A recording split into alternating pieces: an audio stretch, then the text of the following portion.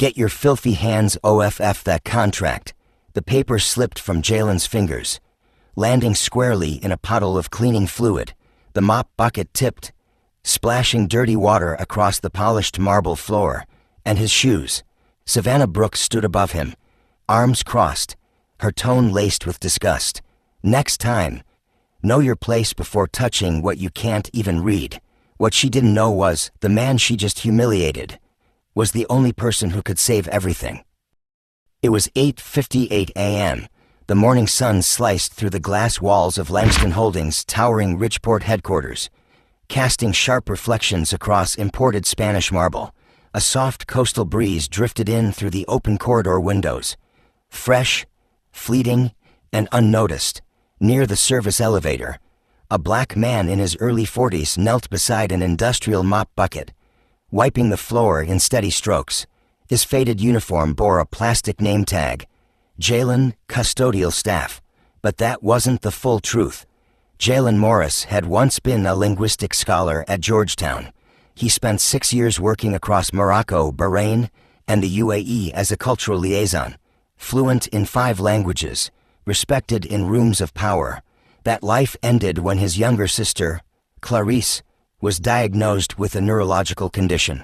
He gave up everything, career, travel, recognition, to become her sole caregiver.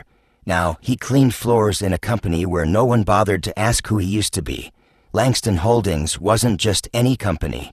Founded by Edward Langston's father in a one-car garage outside Portland, it had grown into a tech empire worth over $50 billion. Edward, now the CEO, was known for his brutal business sense and even colder efficiency. He didn't tolerate mistakes, especially not today. At precisely 9 a.m., Edward was scheduled to finalize a $300 million partnership with the Zerani Group, a consortium of influential investors from the Gulf. There was just one non-negotiable clause in the agreement. A certified Arabic interpreter, fluent in both classical and Gulf dialects, had to be present to ensure total linguistic and cultural clarity. Everything was ready. The conference table was laid with embossed leather folders, twin-screen digital tablets showing mirrored Arabic-English slides, and imported Icelandic mineral water. Everything, except the one thing they needed most. Where the hell is the translator? Edward snapped, pacing just outside the conference room. Savannah Brooks, his operations director, winced. He collapsed en route. Dehydration, maybe. He's in the ER. I've called every agency in the city. No one's available in the next 30 minutes. Edward's jaw tightened. This isn't a casual lunch. This is $300 million. He snatched Savannah's phone, dialing names from memory. Directors, agencies, contacts.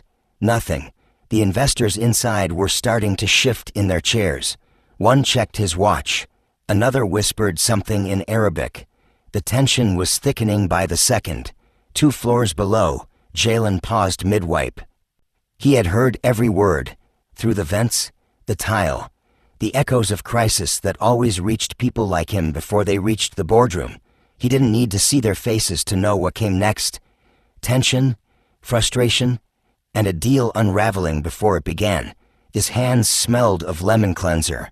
His back ached from crouching too long, but his mind, sharp as ever. He had been in meetings like those, knew the dialects, understood the cultural signals between silence and speech.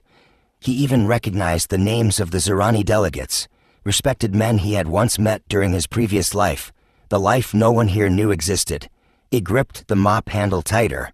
Maybe he should say something. Maybe this was the moment. But for now, he stayed quiet.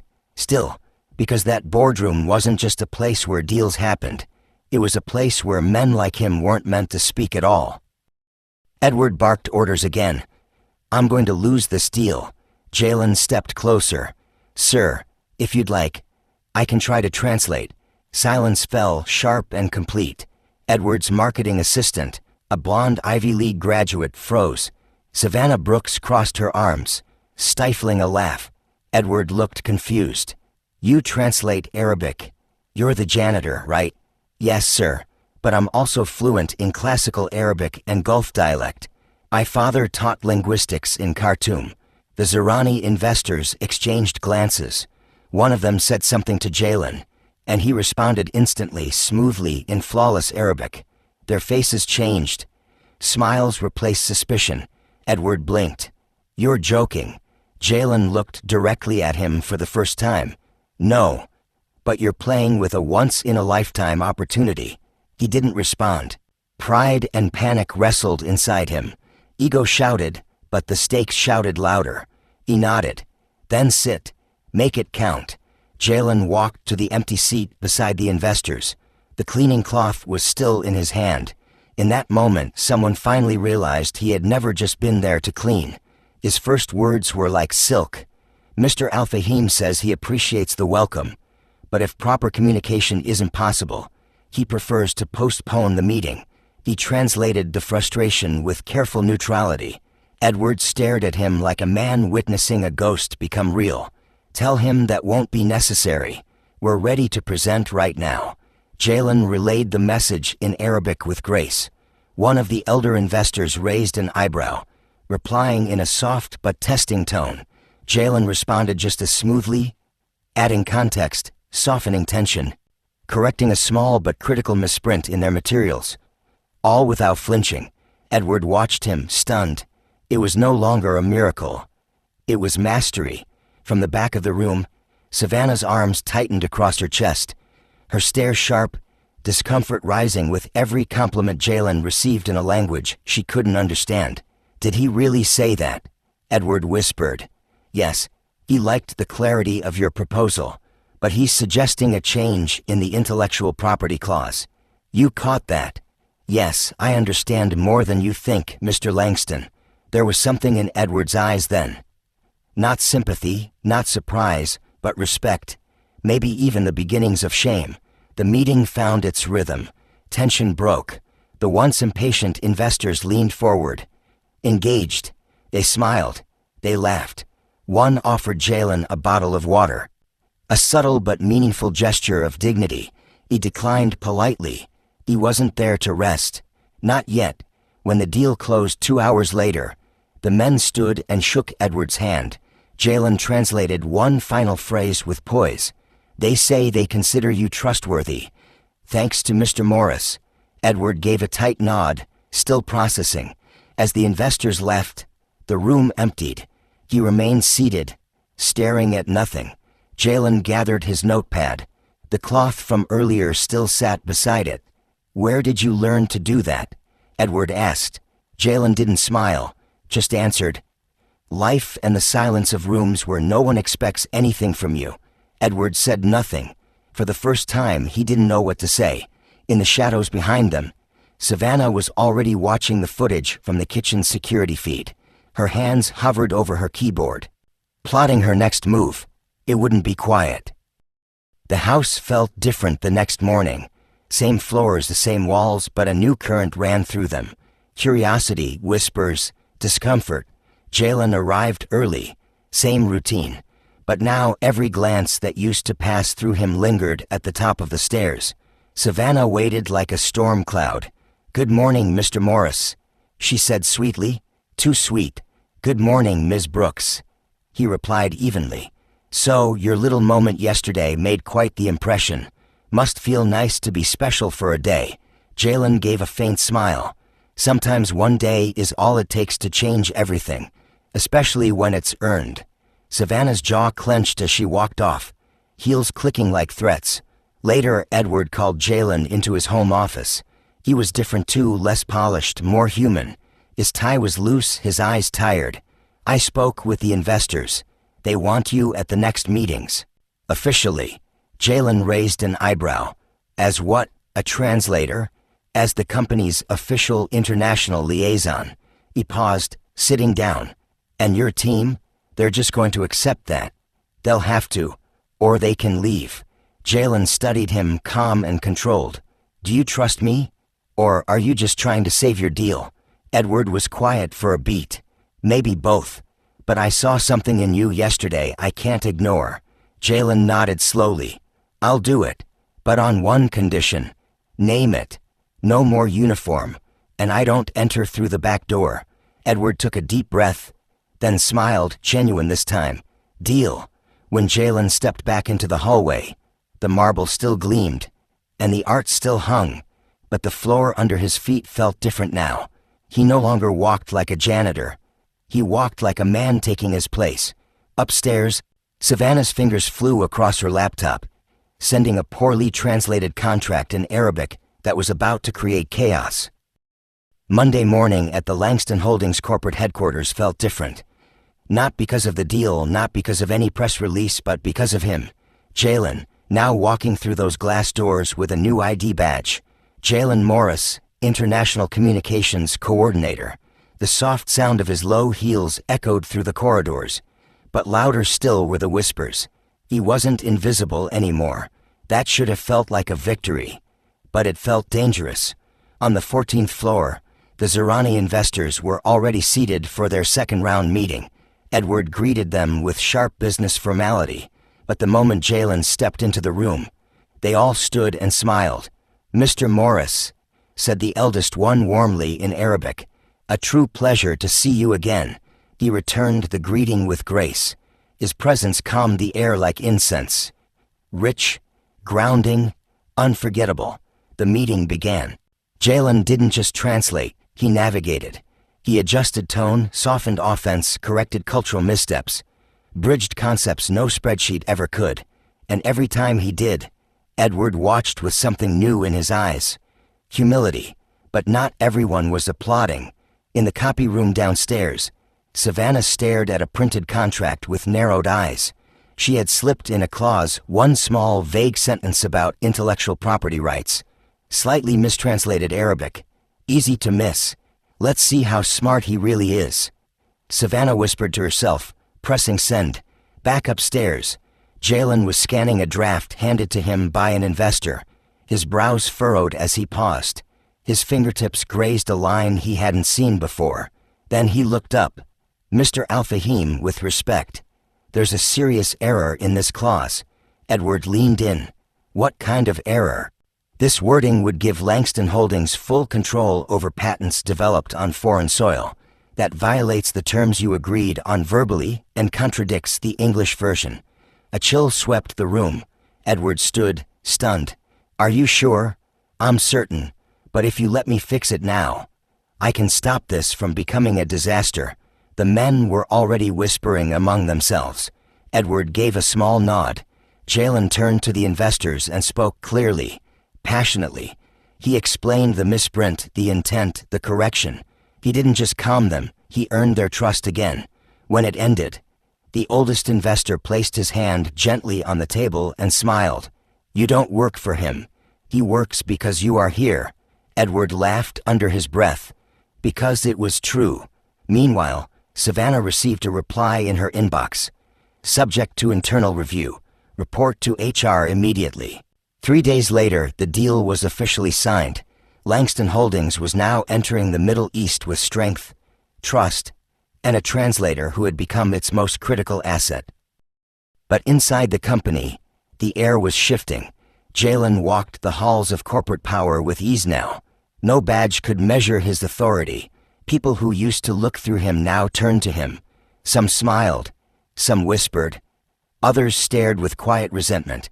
At 3 p.m., Edward's voice came through his office intercom. "Jalen, can you come to my office for a minute?" He entered. Edward was leaning back in his chair, reviewing a long contract. "The investors are starting a new research hub in the Gulf," he said, looking up. "They want you on site for the first 3 months. Meetings, strategy, the face of the partnership." Jalen tilted his head.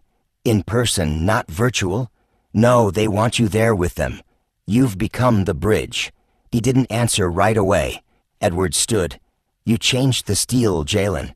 You changed this company. You changed me." Jalen held his gaze. "Are you offering this to me because it's smart business, or because you finally see me?"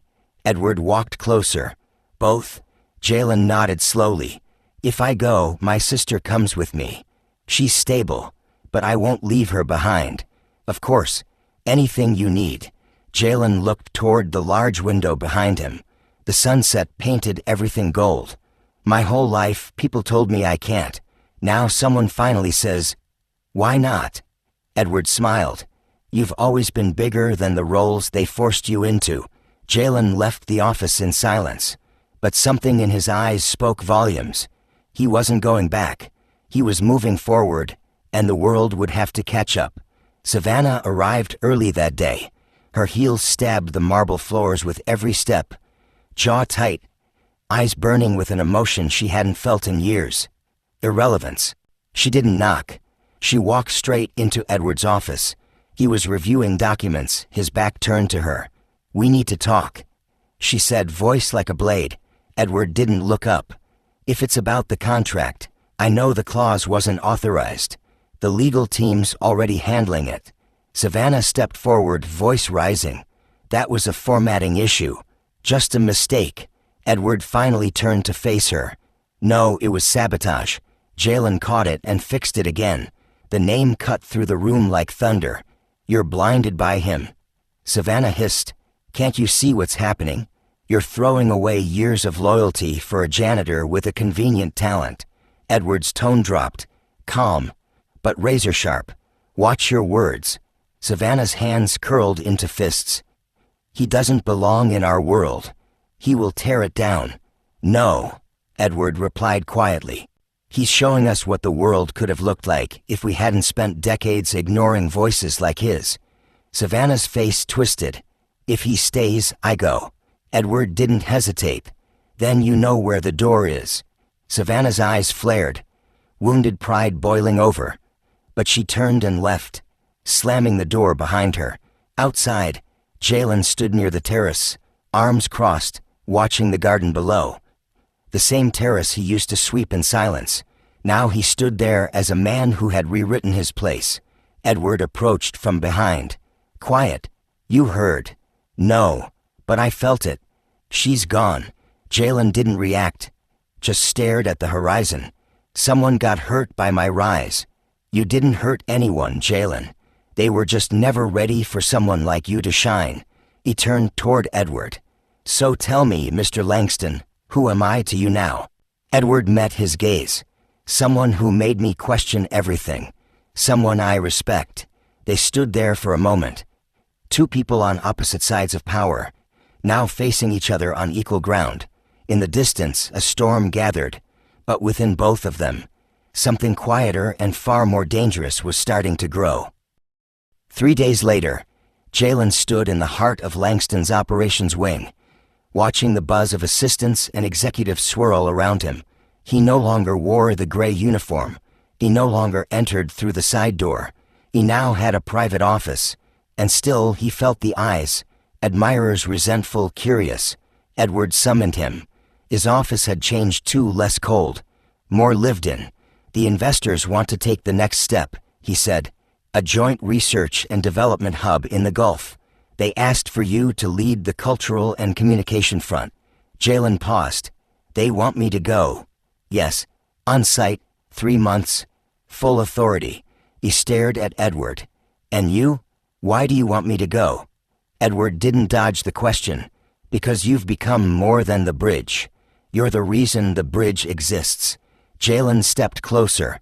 "This isn't just business anymore, is it?" "No, not to me." Jalen's voice softened, but stayed steady. "If I go, my sister comes with me. That's non-negotiable." "Done," Edward said without hesitation. Jalen looked toward the horizon through the glass wall behind him. "All my life, doors were locked. People looked at me and saw limits. Now they look and hesitate. Maybe that's the beginning of real power." Edward stepped beside him. "You don't need to prove anything anymore." Jalen turned to him, quiet fire in his eyes. "I'm not proving anything. I'm building something from scratch." He left the room with his head held high, and for the first time the building didn't feel too big for him. It felt like it was finally expanding to match his size. Jalen sat on the balcony of a high-rise hotel in Dubai. The warm night wind brushed across his face, and the skyline shimmered in golden glass. From this height, the world below looked almost unreal. Inside, his sister Clarice was fast asleep, safe, stable. For the first time in years, Jalen could breathe without the constant weight of survival pressing on his chest. His phone buzzed. A message from Edward. How are you? Really? He stared at the screen for a moment, then typed back, at peace. You? Edward's reply came almost instantly, trying to figure out who I was before I met you, and why I let that version of me last so long. Over the next few days, their messages grew more frequent. Work talk turned into late-night exchanges, sometimes light, sometimes deep, like they were slowly rewriting each other's definitions of connection. One night, Edward called. Hey, I know it's late, but do you have a minute? Sure. When you get back, I want to take you somewhere. Where? Some fancy steakhouse with a $10 water menu. No, he laughed. The neighborhood I grew up in. It's not pretty, but it's real. Then maybe I'll say yes. He paused. Jalen, you didn't just change the company. You changed something in me. And that scares the hell out of me. Jalen exhaled slowly. Fear is the tax we pay for transformation, Edward. But you learn to walk with it. You make me want to be better. Not for credit, not out of guilt, just because I finally want to. Jalen smiled to himself, staring out at the desert skyline. Then start, but don't do it for me. Do it for the version of you the world hasn't met yet.